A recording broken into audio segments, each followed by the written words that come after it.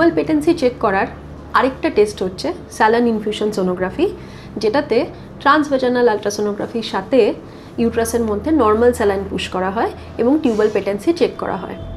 তো এইচএসজির সঙ্গে কম্পেয়ার করলে স্যালাইন ইনফিউশন সোনোগ্রাফিতে কিন্তু ব্যথা অনেক কম হয়। But even after that most of the গাইনোকোলজিস্টরা এখনও পর্যন্ত এইচএসজিকেই গোল্ড স্ট্যান্ডার্ড মনে করেন। তো এইচএসজিতে আমরা কিছু এক্সট্রা ইনফরমেশন পাই যেটা আলট্রাসোনোগ্রাফিতে অনেক সময় মিস হতে পারে।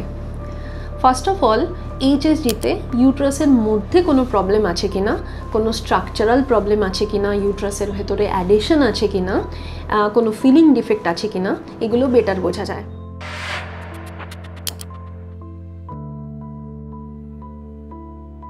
আলট্রাসোনোগ্রাফিতেও এই ইনফরমেশনগুলো পাওয়া সম্ভব, বাট তখন 3D আলট্রাসোনোগ্রাফি কিন্তু করতে হবে। নর্মাল 2D আলট্রাসোনোগ্রাফিতে এই ইনফরমেশনগুলো মিস হতে পারে।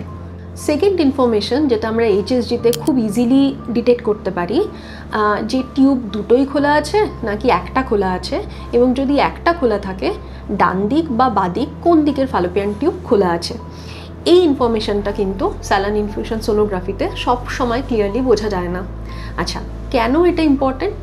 ধরুন কোনো পেশেন্ট আইইউআই ট্রিটমেন্ট করাচ্ছেন এবং আলট্রাসোনোগ্রাফির মাধ্যমে জানা গেল যে একটা পার্টিকুলার মান্থে ওনার ডান দিকে ডিমের ঘর বড় হয়েছে বা ফলিকল গ্রো করেছে, কিন্তু যদি ওই পেশেন্টের ডান দিকের ফ্যালোপিয়ান টিউবটি ব্লক থাকে তাহলে সেই মান্থে আমরা আইইউআই করা প্রেফার করি না। তো এই কারণে যে সমস্ত পেশেন্টরা আইইউআই ট্রিটমেন্ট করাচ্ছেন তাদের ক্ষেত্রে এটা খুব গুরুত্বপূর্ণ ইনফরমেশন কি তাদের কোন দিকের ফ্যালোপিয়ান টিউব খোলা আছে। দুদিকের খোলা থাকলে তো একদমই ঠিক আছে, কিন্তু যদি ইউনিল্যাটারাল ফ্যালোপিয়ান টিউব খোলা থাকে, যেই মান্থে ওই সাইডের ফলিকল গ্রো হবে সেই মান্থেই আইডিয়ালি আইইউআই করানো উচিত। থার্ড আরেকটা খুব গুরুত্বপূর্ণ ইনফরমেশন যেটা আমরা এইচএসজি থেকে পাই, সেটা হচ্ছে কোনো ফ্যালোপিয়ান টিউব যদি ব্লক থাকে সেটা ঠিক কোন জায়গায় ব্লক আছে। ফ্যালোপিয়ান টিউব একদম শুরুতেই ব্লক আছে, নাকি মাঝে ব্লক আছে, নাকি একদম লাস্ট পর্যায়ে ব্লক আছে।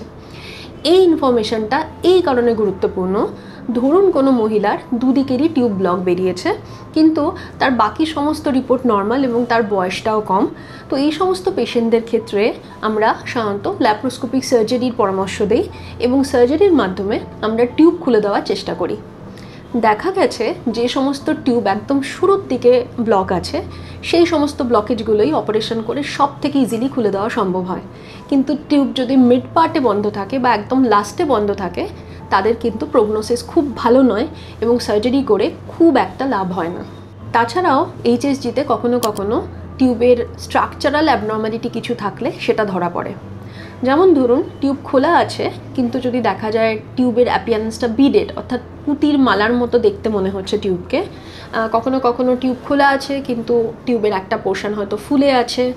কখনো কখনো দেখা যায় কি টিউব হিউজলি ডাইলেটেড এবং তার মধ্যে জল জমে আছে, যেটাকে হাইড্রোসালপিংস বলে। তো এই ধরনের স্ট্রাকচারাল প্রবলেমগুলো থাকলে কিন্তু প্রগনোসিস খুবই খারাপ এবং এই সমস্ত কেসেসে সার্জারি করিয়ে খুব একটা কিছু লাভ হয় না এবং পেশেন্টকে আমরা তখন আইভিএফ করানোর পরামর্শ দিয়ে থাকি।